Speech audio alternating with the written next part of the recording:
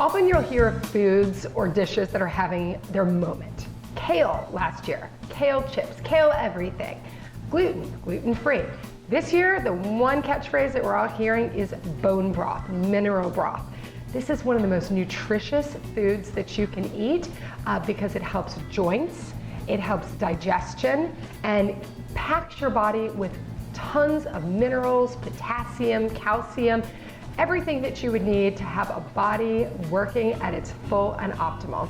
So I'm going to show you how to make bone broth. It's really simple. I got some big beef bones here. I want to make sure that you use grass-fed bones if possible. You can get it at a lot of health food stores. Just ask for grass-fed bones.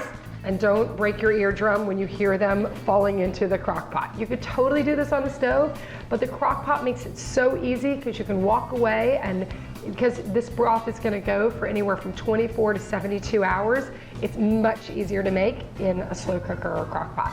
And then what you wanna do is take about 2 tablespoons of apple cider vinegar, and that's gonna just help the minerals to come out of the bones and the bone marrow. A little bit more. Got a lot of bones in there. And then what you want to add to it, just like you would a regular broth. When you're making a chicken broth or a vegetable broth, you add these kind of like peppercorns, just about a teaspoon of peppercorns. Slippery little sucker. There we go. Some salt, a little bit of kosher salt right on top. Flavor the broth. And then in here I've got an onion, a really large onion, 2 things of carrots, 2 celery stalks, garlic, and bay leaves. You could really add a lot of vegetables. You could add sweet potatoes, you could add regular potatoes. And then just picked some fresh parsley out of the garden. Don't even take the stems off. Just put it right inside. And you're just gonna pour water all over it. You want this water to cover the bones because you're making a broth, so you want as much liquid as possible, okay? And then you're gonna just put this on low heat, covered, for as long as your slow cooker will go. And even if it turns off and you have time, I would consider going the 24, the 48, even the 72 hours, because it's gonna keep just leaching all that marrow out, just making this bone broth as concentrated and delicious as possible. Once it's finished cooking, I have a pot here that I let go for about 48 hours, and then I cooled it to room temperature.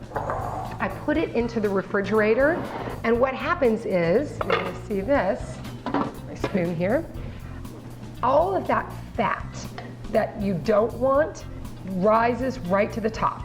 See how thick that fat is? And then under it, you see, you just have the beautiful marrow and the broth. You can do this 2 ways. You could either, first when it finishes, strain it, cover and refrigerate it, take the fat right off, and just warm up the broth.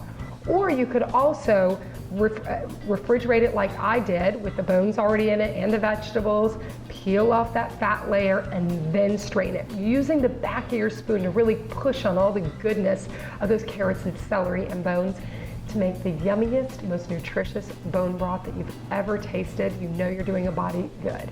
For more fast, fresh, and easy recipes like this and more, check out Weelicious.com. Don't forget to subscribe, leave a comment below, and I'd love to hear if you're actually making bone broth and what you think of it.